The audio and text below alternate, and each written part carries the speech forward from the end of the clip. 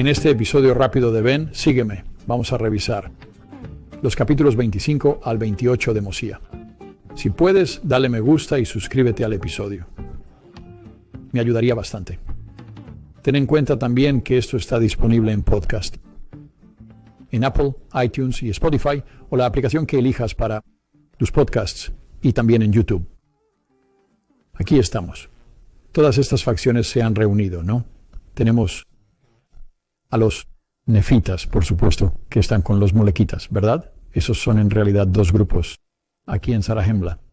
Luego, los dos grupos que se separaron el uno del otro en la tierra de Nefi, y esos serían el pueblo de Limhi y el de Alma. Todos se han reunido aquí de nuevo. El capítulo 25 trata de esta reunión de todos estos pueblos. Es como un nuevo inicio para todos, ¿cierto?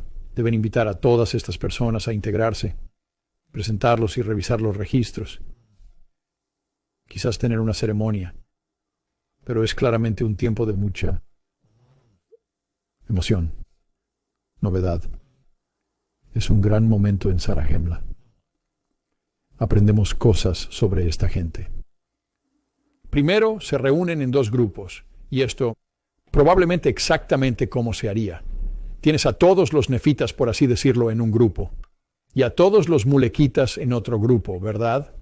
Y probablemente en ambos grupos tendrías subgrupos de tribus. Por ejemplo, con los nefitas siempre están los nefitas, a los soramitas, los jacobitas y los josefitas. Y luego, entre los mulequitas, es muy posible que también existan tribus en ese grupo. Esa sería una forma muy natural antiguamente de organizarse, principalmente por familia o por linaje. Y aquí se nos dice sobre los números, y esto es algo que a veces olvidamos al leer el libro de Mormón. Se nos dice aquí en el versículo 2 que no había tantos hijos de Nefi, o tantos de aquellos que eran descendientes de Nefi, como del pueblo de Zarahemla, descendiente de Mulek, y los que vinieron con él al desierto. No sabemos quién es. Y luego aprendemos que al unir al pueblo, a los mulequitas y a los nefitas, incluso entonces ese grupo no es ni la mitad de numeroso que los lamanitas. Debemos tener esto en cuenta. Mormón no lo menciona mucho mientras repasamos el compendio de estos registros, pero los nefitas son siempre una minoría en su grupo. Debe haber una dinámica social siempre presente. Aunque aquí veremos que los mulequitas son integrados, y se les da el nombre de Nefi, por así decirlo, ¿no? Como un solo pueblo. Eso no significa que no hubiera contiendas entre la gente, entre los mulequitas y los nefitas. Pero el rey Mosía, aquí frente a todos ahora en Zarahemla, lee los registros de Senif, desde que dejaron Zarahemla hasta su regreso. Lee el relato sobre Alma, ¿cierto? Y sus hermanos, todas sus aflicciones y las cargas que soportaron en Helam. Y en el versículo 13, de nuevo, algo de especificidad sobre lo que está pasando aquí con la gente. Y ahora todo el pueblo de Zarahemla fue contado con los nefitas. Y esto porque el reino había sido conferido. El reino había sido conferido a nadie, sino a aquellos que eran descendientes de Nefi. Así que, aunque los nefitas son minoría, ¿verdad? Tienen los registros, tienen el sacerdocio, tienen los derechos al templo, ¿no? Es similar a lo que vemos con José Smith y Brigham Young en la restauración. ¿Por qué Brigham Young fue el profeta? Tenía que ver con las llaves. Muy pocos tenían las llaves de los apóstoles para el templo, y Brigham Young las tenía. Entonces Mosía revisa los registros, le da tiempo a Alma para hablar. ¿Verdad? El pueblo de Limhi que no pudo bautizarse porque no existía autoridad en la tierra de Nefi, y Amón no quería bautizar, no se sentía digno. Así que Alma los bautiza. Y Mosía le otorga la autoridad a Alma para poder salir y edificar la iglesia, ¿verdad? Crear asambleas, crear barrios, por así decirlo, y quizás estacas, y ordena sacerdotes y maestros y empieza a organizar o reorganizar la iglesia de una forma que es distinta a la de Mosía. Aprendemos un par de cosas. Primero, Mosía da la autoridad a Alma. Es Mosía quien posee las llaves, ¿verdad? Las llaves de la presidencia. Y él confiere este poder, probablemente ordena y llama a Alma para hacer su labor. Tendría sentido que el rey tuviera eso, porque el rey usualmente es quien posee el sacerdocio de Melquisedec, al menos un rey davídico. Eso veríamos en Jerusalén. Vemos que su abuelo y su padre, el rey Benjamín, probablemente poseían estas llaves seculares y espirituales, por decirlo así, combinadas en su reinado. Así que Alma sale y empieza a edificar la iglesia y a organizar la iglesia bajo el permiso de Mosía. Ahora ten en cuenta de nuevo que estamos hablando de 100 a 120 años antes de Cristo. Esto es lo que ha pasado. Todo esto ha ocurrido. En este punto, de estos 100 a 120 años antes de Cristo, ¿no? Unos 150 años a 130 años antes de que Cristo venga a América. Esto es lo que se está construyendo hasta ese periodo de tiempo. E inmediatamente pasamos al siguiente capítulo, tras edificar Alma la iglesia, al capítulo 26, donde vemos disensiones y problemas. Y aquí de nuevo nos movemos al ciclo del orgullo, que vemos una y otra vez a lo largo del libro de Mormón. Parece cambiar así de repente. Creo que en sí mismo la rapidez de ese cambio es un mensaje para nosotros, de la fragilidad de las cosas. Tenemos más seguridad. Nuestra economía es muy distinta aquí en Occidente. Poseemos servicios de salud muy distintos a los de la antigüedad. Tenemos el Internet, tenemos formación, tenemos libros, tenemos experiencia y años que ellos no tenían en aquel tiempo. Y así, todo puede extenderse mucho más, ¿no? En cuanto a buenos tiempos saludables. Pero el libro de Mormón nos da el mensaje aquí, de que todo puede quedar de un hilo y cambiar muy pronto. Y aquí, en el capítulo 26, versículo 1. Aconteció que muchos de la generación naciente, que no entendían las palabras del rey Benjamín. Como eran niños, él habló a su gente y no creyeron en las tradiciones de sus padres. Qué dinámica tan interesante, ¿verdad? Este cambio. Podemos ver esto a menudo en algunas generaciones. Existe a veces una brecha generacional más grande. Siempre hay brecha generacional. Hay distintas tradiciones. Hay cosas diferentes que distintas personalidades. Hay una psicología distinta, ¿cierto? Entre la generación mayor y la joven. Eso siempre ocurre. Es parte de la vida. Pero parece haber ciertas generaciones donde existe mayor disparidad entre generaciones. Creo que estamos en una de esas ahora. Pienso que estamos en una donde hay tanto cambio que la generación de hoy está un poco más alejada de sus padres de lo que estaban hace 1 o 2 generaciones. Vemos eso aquí. Lo mismo pasa aquí. Dice, no creyeron la tradición de sus padres, la buena tradición del rey Benjamín. Vimos lo mismo en los 60, ¿no? El gran cambio de la tele y el teatro, cine y la píldora. Cierto, y las drogas que se introdujeron. Hay un cambio enorme. Oh, nuestros padres no comprenden estas cosas. Y ahora hay redes sociales y el Internet y la tecnología que esta generación ha crecido. Es fácil ver que habría más brecha generacional ahora. Pero eso parece ser lo que viven aquí, por alguna razón. Dice, no creyeron lo que se había dicho respecto a la resurrección de los muertos, ni tampoco creyeron concerniente a la venida de Cristo. ¡Pum! Piensa en todo lo que acabamos de repasar sobre la doctrina de Cristo. Piensa en lo que se ha enseñado aquí. Ahora, esto puede no ser aquellos que estaban con Alma o incluso aquellos que estaban con Limhi, pero podría ser también ellos. Pero todos los de Zarahemla Cuando habló el rey Benjamín, esa generación naciente, ya no lo creen. ¿No? Así cambia. Y de nuevo, lo que está pasando, el principio de Nehor entra en juego otra vez. Y esto es crucial entenderlo. No es solo, de nuevo, insisto, no es solo bueno y malo y que somos malvados. Lo que ocurre es que ya no creen en la venida de Cristo.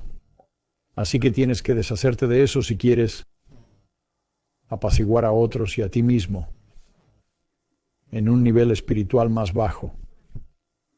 Y dice aquí, y ahora por su incredulidad no podían comprender la palabra de Dios y sus corazones se endurecieron. Eso pasa naturalmente. Todos pasamos por esas fases. ¿No? Cuanto más nos alejamos y perdemos fe, menos entendemos las cosas. Es interesante cómo funciona. Y entonces, si hablamos, por ejemplo, entre los que tienen dudas importantes y los que tienen un testimonio firme, esa es la brecha que hay que cerrar.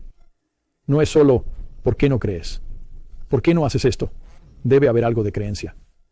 De alguna forma debe haber creencia en quienes dudan. Necesitamos inculcar más fe y creencia en ellos sobre la doctrina de Cristo, pero la doctrina en general de la Iglesia. La doctrina es crucial. Parecemos, muy a menudo, en mi experiencia, lo que veo es que tienes maestros o otros que toman todo a la ligera y es mucho relleno. ¿Verdad? Si no nos esforzamos y asimilamos y absorbemos la doctrina, entonces ahí empezaremos a perder cosas sobre nuestra fe y testimonios y nuestro comportamiento. Aquí una cita de Boyd K. Packer, que es apropiada aquí. Dice, la doctrina verdadera comprendida cambia actitudes y conductas. Quiero decir, ¿no es eso? Piensa en eso. El estudio de la doctrina del Evangelio mejorará la conducta más pronto que estudiar el comportamiento mejorará el comportamiento. ¿No?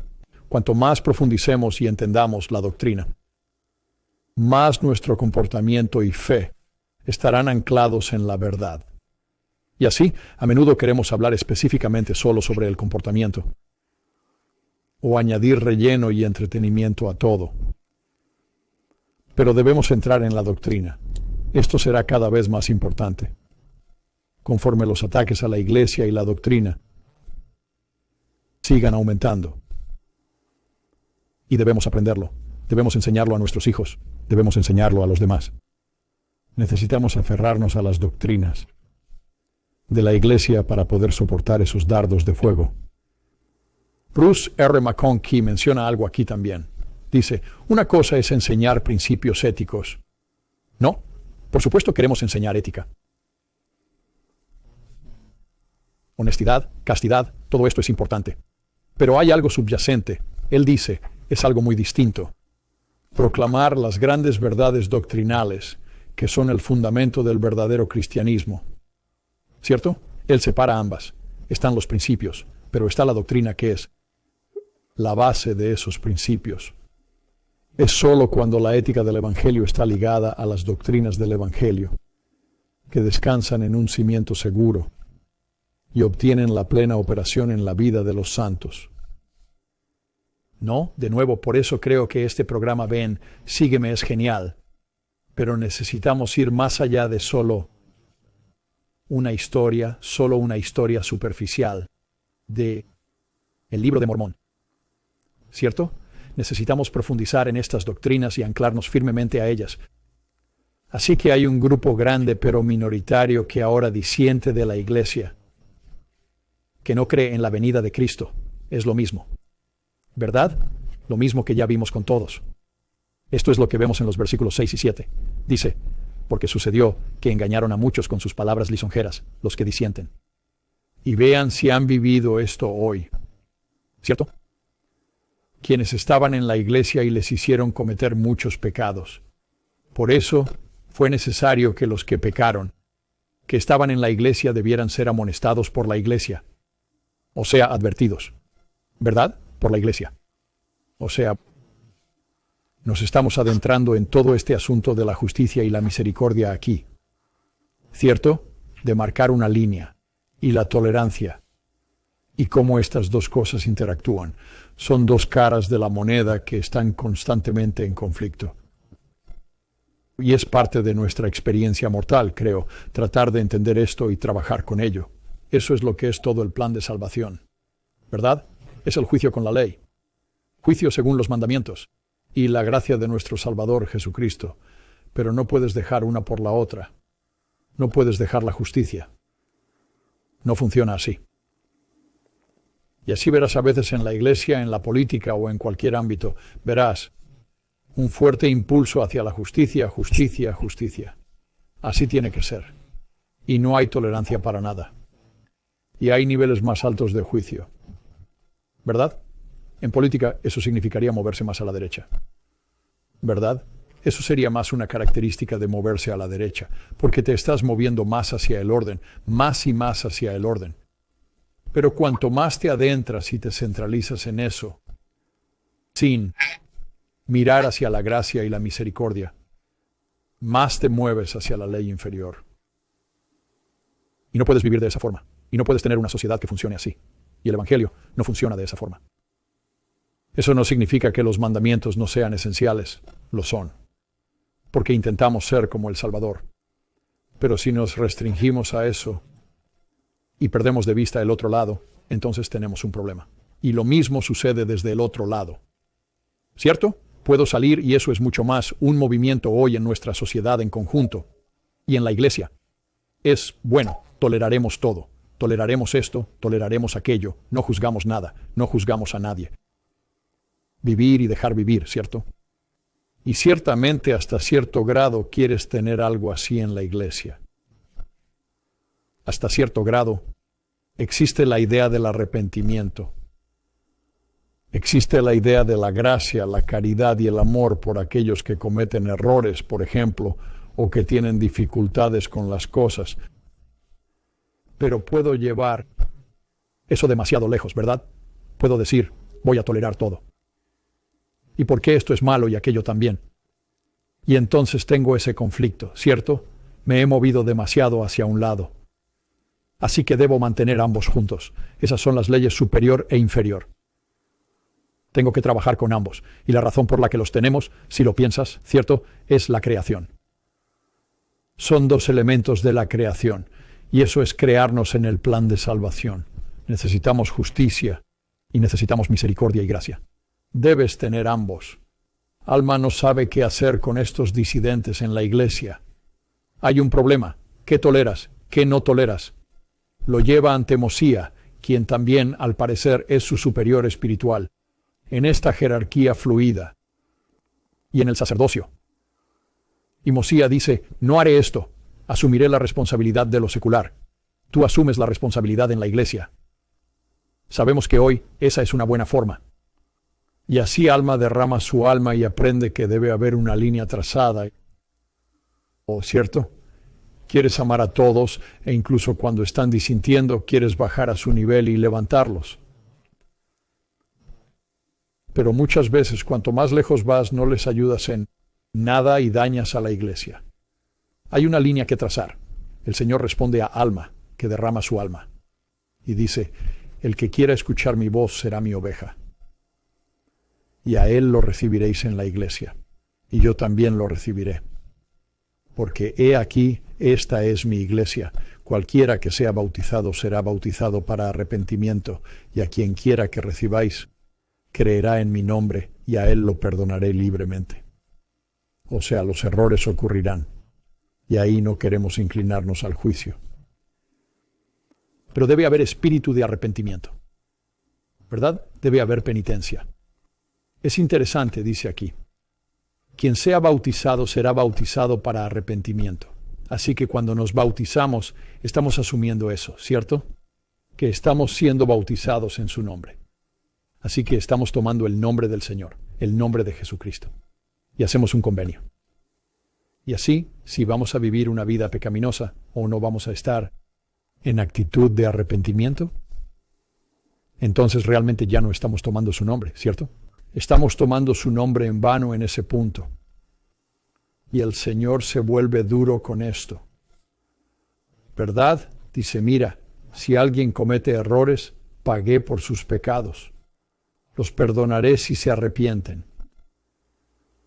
Pero si no lo hacen, Él dice que el que no quiera escuchar mi voz, a ese no lo recibiréis en mi iglesia, porque a él no lo recibiré al final. ¿Verdad? Hay una línea, debe haber una línea. ¿Verdad? Debe haber algo definido. Hemos hablado de esto. Las cosas definidas tienen un límite, una definición. Y los que quieren malinterpretar la simpatía, que es muy fácil de hacer, es comprensible. ¿Verdad? Que quieren eliminar el límite.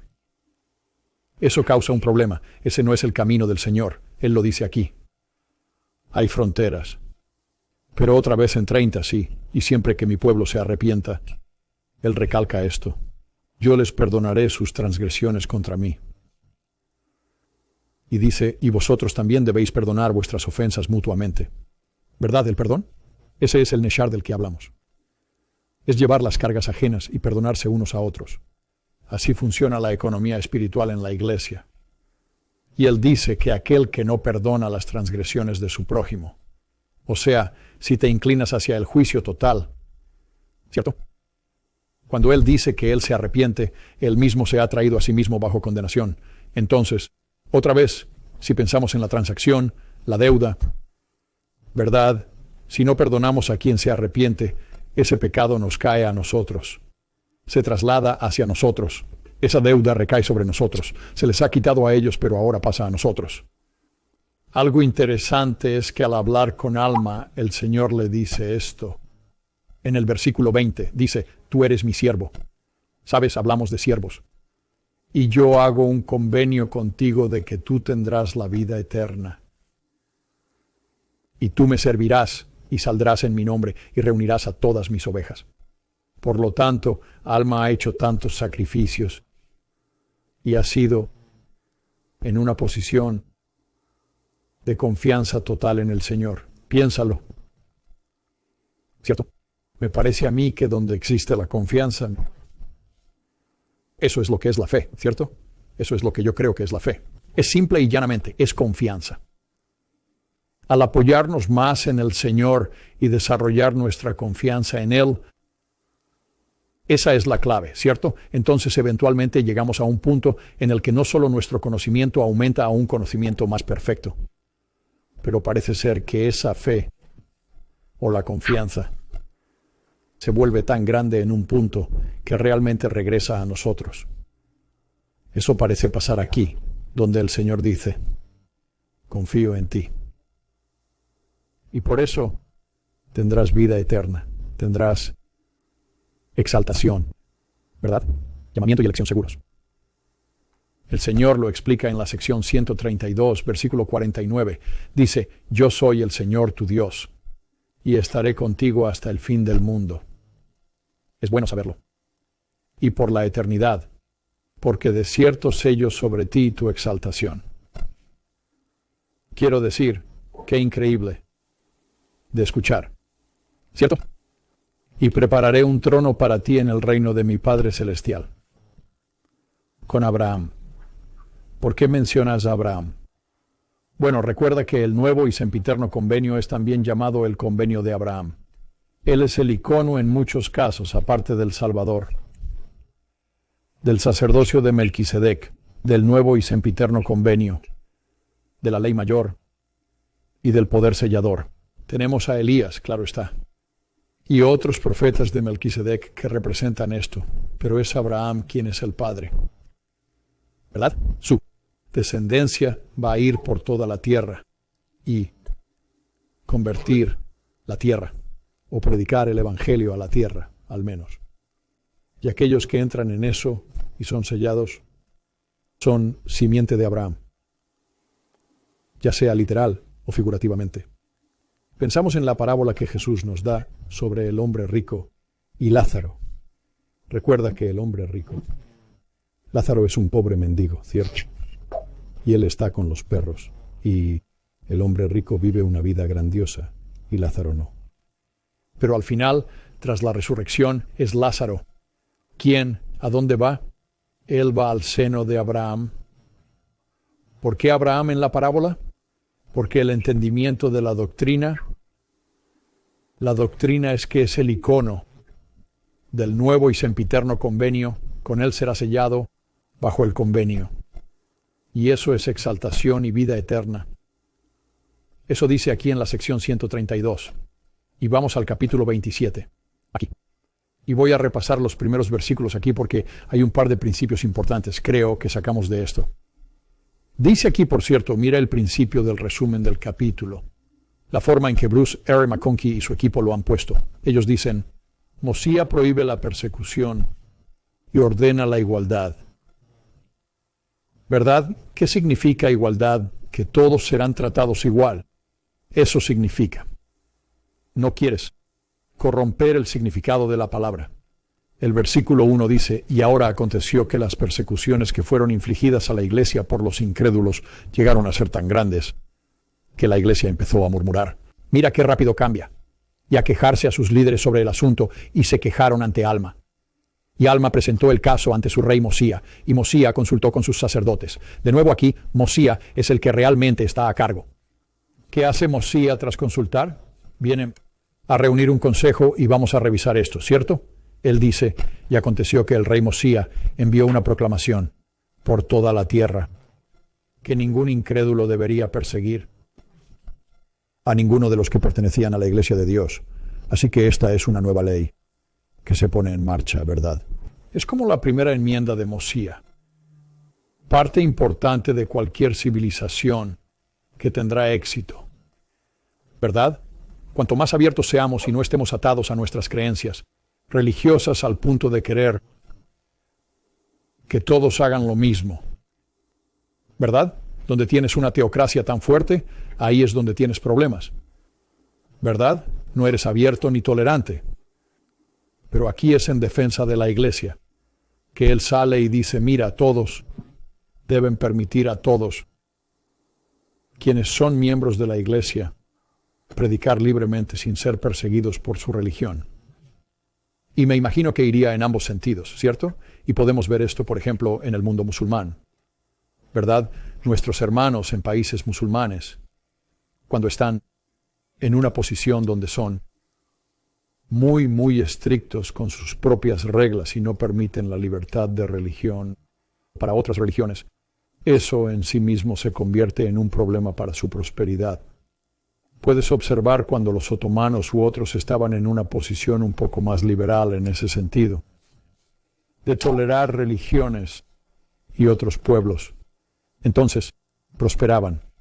Pero cualquier sociedad que hace eso, ¿verdad?, que realmente limita y no ofrece libertad de religión a otros, nuestras creencias centrales, eso no es propicio para la prosperidad. Demasiado hermetismo, demasiada rigidez. Y el versículo 3 dice, y hubo un mandato estricto en todas las iglesias, que no hubiera persecuciones entre ellos, que debería haber una igualdad entre todos los hombres. ¿Verdad? De nuevo, no es forzar la igualdad. Eso no es lo que se dice. Dice, si eres parte de este grupo frente a este otro, entonces todos son iguales. Ofrecemos, es libertad. Lo que ofrece es libertad para seguir tu religión. Y el versículo 4, que no dejen que el orgullo ni la altivez perturben su paz, que cada hombre debería estimar a su prójimo como a sí mismo, laborando con sus propias manos para su sustento, ¿cierto? Es la regla de oro. Es muy simple. La regla de oro es uno de los principios fundamentales del éxito de Occidente. Realmente lo es. Estamos lejos de ser perfectos con ella. Obviamente, estamos muy lejos de ser perfectos en ello. Pero es ese respeto al individualismo. Es parte central del pensamiento occidental. No es que poseamos todos los mejores pensamientos, ¿no es cierto? Oriente tiene mucho también. Pero es uno importante. Ahora, toda esta persecución de estos disidentes, ¿cierto? ¿Quiénes son estos disidentes? Bueno, en realidad tienes al hijo de Alma, que cae en la trampa. El hijo de Alma, ¿verdad? Ni siquiera estaba presente para el discurso del rey Benjamín, pero los hijos de Mosía también han caído en esto. Otra vez, esa brecha generacional. Oh, ya sabes. Mis padres opinan esto, y ellos son los dirigentes, pero no creemos nada de lo que dicen. No, esa brecha generacional es fuerte. Puedes verlo aquí, teniendo a Mosía y a Alma perdiendo a sus propios hijos aquí, ante los disidentes. Dice que Alma, el joven, se volvió un hombre muy malvado y un hombre idólatra. Y era un hombre de muchas palabras y hablaba con mucha lisonja a la gente. Por lo tanto, llevó a muchos del pueblo a actuar según sus iniquidades. Obviamente, una vez que tienes una agenda así, es muy difícil hacer cambiar a alguien. No es solo algo pasivo. Sabes, no me importa, no voy a seguir esto. Y así obtenemos un poco más de él en el versículo 10. Dice, y aconteció que mientras iba por ahí destruyendo la iglesia de Dios, ¿cierto? Ese es su fin, porque él iba por ahí secretamente con los hijos de Mosía, buscando destruir la iglesia y extraviar al pueblo del Señor, contrario a los mandamientos de Dios o incluso al rey. Él está subvirtiendo todos los esfuerzos de Mosía y Alma. Puedes imaginarlo tumultuoso haría esto las cosas, lo difícil que sería. Y mientras hacen esto, un ángel del Señor se les aparece y desciende en una nube, ¿no? Vemos esto a menudo. Piensa en Pablo, ¿verdad? Piensa en Pablo, que era Saulo, camino a Damasco, y la visita que recibe es similar. Esto sucede, esta intervención ocurre a veces. Y habló como si fuera con voz de trueno, lo que hizo que la tierra temblara sobre la cual estaban. Y fue tan grande su asombro que cayeron a tierra y no comprendieron las palabras que les dijo. Y esto parece ocurrir mucho con estas visitas angelicales, ¿verdad? Incluso con el Salvador, ¿verdad? Cuando viene a visitar a los lamanitas y nefitas en abundancia, mientras desciende, no es hasta la tercera vez que escuchan la voz adecuadamente. Es como si hubiera esa brecha espiritual, al principio, que simplemente tiene que ser atravesada. El velo no está lo suficientemente abierto. Y hace algo interesante aquí este ángel. Le dice a Alma, levántate y ponte de pie. ¿Por qué persigues a la iglesia de Dios? Levántate y habla conmigo. Porque el Señor dijo, esta es mi iglesia y la estableceré. Y nada la derrocará, salvo la transgresión de mi pueblo. Es interesante que esto se ponga aquí. Y no por Alma o Mormón, pero esa es la verdad, ¿no? La iglesia nunca será derrocada, excepto por la transgresión de la iglesia. Y eso es lo que ha sucedido cada vez desde el principio de la historia. La iglesia siempre cae. Siempre cae. No nos gusta escuchar eso, pero ocurre. Siempre cae en la transgresión. Se nos dice que esta vez no lo hará, por alguna razón. Pero eso no significa que no lucharemos. Eso no significa que no habrá un camino difícil. Y el ángel le dice de nuevo, el Señor ha escuchado las oraciones de su pueblo, y también las oraciones de su siervo Alma, tu padre. Economía espiritual, ¿no? Es la oración, el sacrificio y probablemente el ayuno de Alma. Y preocupación, que finalmente ayuda a traer el poder celestial de una manera contundente aquí con Alma el Hijo. Y no está orando para que su hijo, Alma el Hijo, sea forzado a hacer algo, aunque esto es bastante poderoso aquí.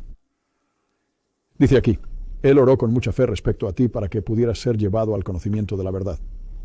Eso es todo. Que seas llevado a ese punto donde tienes ese conocimiento ahora. Ahora, por alguna razón, porque te has vuelto y disidentado, has perdido el conocimiento. Eso es lo que sucede. No, una vez que desobedeces tanto y sigues ese camino, pierdes el conocimiento. Y su padre solo pide que sea traído a ese punto. Y luego, claro, su albedrío sigue ahí. Puede hacer lo que quiera con él. El ángel continúa y dice, con este propósito he venido a convencerte del poder y la autoridad de Dios, para que las oraciones de sus siervos puedan ser respondidas según su fe. Eso es poderoso, es realmente poderoso. No es solo la visita a Alma aquí, es la respuesta a una oración de su padre. Menciona algo interesante en el versículo 16. Dice, recuerda el cautiverio de tus padres en la tierra de Helam. ¿Verdad? Es como, ¿sabes lo que hizo tu padre? ¿Sabes lo que él sufrió? Y en la tierra de Nefi, ¿cierto? Donde él estuvo antes. Y recuerda todas las grandes cosas que él ha hecho por ellos. Pues ellos estaban en esclavitud y él los ha rescatado. ¿Cierto? Parte de perder el conocimiento es comenzar a olvidar esas cosas, esas bendiciones que nos han sido otorgadas. Recordar quiénes somos. Recordar que el Señor interviene y nos vigila. Y luego dice algo que vuelve directamente a ese punto del libre albedrío. Él dice, y ahora te digo a ti, alma, sigue tu camino y no destruyas más la iglesia. Así que al menos te digo esto, no sigas avanzando por este camino para que sus oraciones sean escuchadas. Y esto, aunque tú mismo quieras ser desechado. Oh, ¿verdad? Es como, no sigas haciendo esto, te estoy advirtiendo. Ahora, si todavía no quieres unirte al Salvador, a la iglesia y al camino del convenio, bien, es tu elección. Sé desechado si eso eliges, pero no continúes persiguiendo a la iglesia. Me parece muy poderoso. Incluso en ese instante, ¿cierto? No es Dios ni un mensajero quien te obliga a hacer algo. Simplemente hace lo que su Padre pidió, al recibir el conocimiento, y luego debe elegir por sí mismo. Podemos pensar en eso. Nosotros, ¿verdad? ¿Vamos por el camino correcto? ¿Hay algo que no esté bien? ¿Estamos dispuestos a avanzar hacia ser desechados? ¿Nos alejamos de ese conocimiento para no recordar? Y así, por lo tanto, se vuelve más fácil continuar con ciertos comportamientos o creencias. Porque una vez que sale a la luz, lo cual a menudo no queremos, pero al enfrentarlo sabemos que hay dolor. Sabemos que hay cambio. Es solo superar eso lo que debemos ver. Por cierto, este ángel regresará a Alma más tarde cuando esté a punto de reunirse con Amulek. Recuerda esto, es el mismo mensajero que vuelve a él más tarde en su vida. Qué bien. Alma y sus acompañantes caen a tierra con asombro. Y el asombro es tan grande que Alma queda mudo, ¿verdad? No puede abrir la boca. Se vuelve muy débil. No podía mover las manos. Así que fue tomado por quienes le acompañaban y llevado sin poder hacer nada hasta ser puesto ante su padre. De nuevo, algo similar a lo que vivió Pablo. Y así Alma hace que él y los sacerdotes se reúnan a ayunar y orar por él. Y aquí obtenemos, para mí, algunas de las más hermosas de las Escrituras que hay. Y esta para mí es una de las mejores historias y de las mejores palabras en toda la Escritura. Después de un par de días, Alma el hijo recupera su fuerza y dice, en este tiempo que ha vivido, debe haber sido un infierno. Él dice, me he arrepentido de mis pecados y he sido redimido por el Señor. Piensa en el cambio increíble que ocurrió en este hombre. He nacido del Espíritu, es una nueva criatura. Y el Señor me dijo, no te maravilles de que todo el género humano, sí, hombres y mujeres, todas las naciones, tribus, lenguas y pueblos, deban nacer de nuevo. Todos tenemos que ser nuevas criaturas. Sí, nacidos de Dios, transformados de su estado carnal y caído a un estado de rectitud, siendo redimidos por Dios y convirtiéndose en sus hijos e hijas. Bien, eso vuelve a lo que Abinadí decía sobre cómo el Salvador es nuestro Padre cuando lo aceptamos y la redención desempeña un papel en nuestras vidas. Y así se vuelven nuevas criaturas, y a menos que hagan esto, de ninguna manera pueden heredar el reino de Dios. Así que tal como nacemos en la mortalidad con un cuerpo, debemos nacer de Dios para pasar a la otra vida. Tiene mucho sentido. Él dice, os digo, a menos que este sea el caso, deben ser desechados. Y esto lo sé porque estuve a punto de ser desechado. Él sabe de qué se trata. Imagino que no quiere que nadie pase por eso. Sin embargo, tras pasar por mucha tribulación, arrepintiéndome hasta la muerte. El Señor en su misericordia ha visto conveniente arrebatarme de un fuego eterno, y he nacido de Dios. Mi alma ha sido redimida de la hiel de amargura y de los lazos de iniquidad. Estaba en el abismo oscuro, pero ahora veo la luz de Dios. Mi alma estaba destrozada por tormento eterno, pero he sido arrebatado y mi alma no siente más dolor. Rechacé a mi Redentor y negué lo que había sido hablado por nuestros padres. Pero ahora que pueden prever que vendrá y que Él recuerda a cada criatura de su creación, Él se manifestará a todos. ¿A qué conduce esto? Los disidentes perdieron la doctrina de Cristo. ¿Cuál es el conocimiento con el que Él se topa aquí? Es la doctrina de Cristo, y Él entiende que es la aceptación de Dios en el centro mismo del Hijo de Dios. Es lo que importa, y Él es reconciliado con el Hijo, con Jesucristo y con su Padre. Dice que todos deben hacer lo mismo. Y así, a medida que caemos de Dios, tanto física como espiritualmente en esta mortalidad, todos caemos, ¿verdad? Debemos nacer de nuevo de Él para volver. Eso tiene que ver con el principio de Nehor, y perder la doctrina de Cristo y recuperar esa doctrina y ese conocimiento. Crucial. Alma, el Hijo y los hijos de Mosía son instrumentos en manos del Señor, y salen a predicar el Evangelio. Mormón nos dice en 36 y 37, y fueron instrumentos de Dios para llevar a muchos al conocimiento de la verdad. Sí, para llegar al conocimiento de su Redentor. Esa es la clave fundamental. Y luego piensen en Isaías 52, del 7 al 10, y en toda la historia de Abinadí aquí. Dice en el 37, cuán benditos son, porque publicaron la paz. Ellos publicaron buenas nuevas de bien, y declararon al pueblo que el Señor reina, ¿cierto? Eso es Isaías, todo el conflicto de Abinadí y el rey Noé. Es genial, ¿cierto? Sigue este tema de Isaías 52, 7, que tiene que ver exactamente con Jesucristo. Y luego, concluyendo aquí en el capítulo 28, vemos en el versículo 3, algo que llega a ser muy importante para Alma y los hijos de Mosía. Deseaban que la salvación se declarara a toda criatura, porque no soportaban que un alma pereciera. Así que, de nuevo, ¿qué obtenemos aquí? Tenemos fe en el Señor Jesucristo. Tenemos una esperanza distinta, otro estado mental para Alma, Hijo, y los hijos de Mosía. ¿Y qué es lo que nace en ellos debido a esto?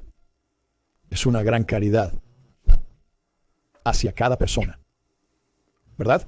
Así funciona ese proceso y fórmula. Progresión atributiva. Sí, incluso el hecho de que los pensamientos de que cualquier alma pudiera sufrir un tormento sin fin les causaba estremecerse y temblar. Ellos lo han vivido. ¿Cierto? No quieren eso para nadie. No lo quieren para ti ni para mí. Hay consecuencias. Y así, Alma y los hijos de Mosía desean predicar a los lamanitas. No les importa nada más. Eso es lo que quieren. Y esa es esa parte del convenio que es tan importante, ¿verdad? Tenemos lo mismo con Enos, lo mismo con Nefi. Y muchos de los profetas nos lo han detallado de manera muy específica. Ese es su deseo. Y por eso los gentiles forman parte de eso, del convenio más grande. Porque conforme esa fe y esa esperanza aumentan, la caridad crece hacia todos nuestros hermanos y hermanas, hacia la familia de Dios. Y requiere la ley superior. Y requiere el sacerdocio de Melquisedec para completarlo. Y por esta razón, Mosía no tiene a nadie a quien ceder el trono. Y Alma se vuelve juez superior. Y toma los artefactos, ¿verdad? Las planchas del templo, la espada de Labán, la liaona, las planchas de bronce, las planchas del registro, de Zenif, el registro de Alma, las 24 planchas de oro que ha traducido mediante el don de ser un vidente, con el Urim y Tumim. ¿Verdad? De nuevo, los jareditas.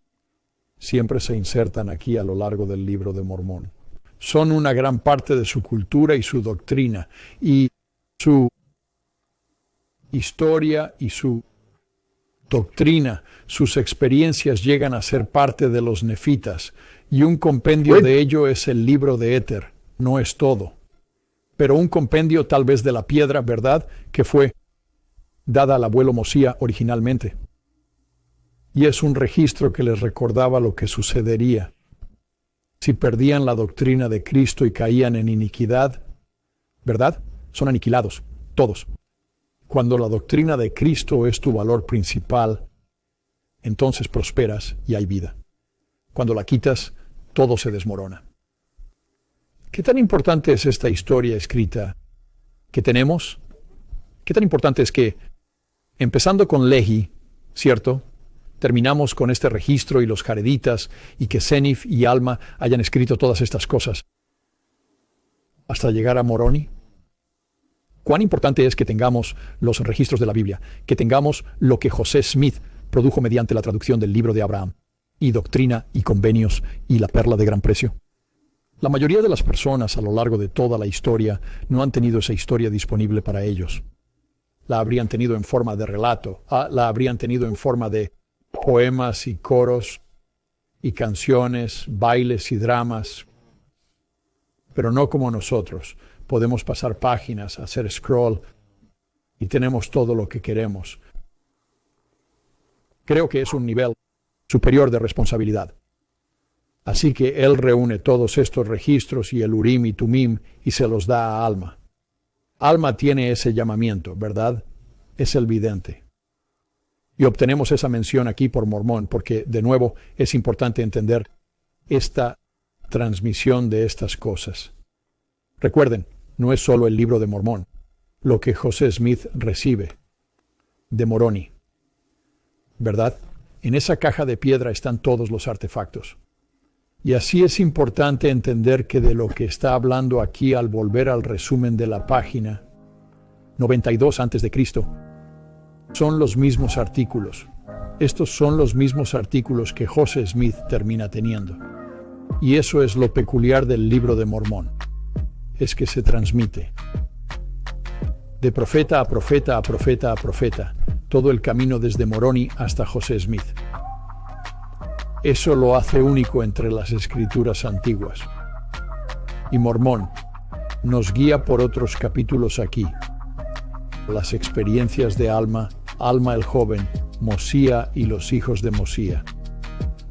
Y nos enseña tantas cosas. Mientras toma todos estos registros, los compendia y los organiza en una narrativa consistente, espiritual y edificante. Narrativa. Hablaremos luego.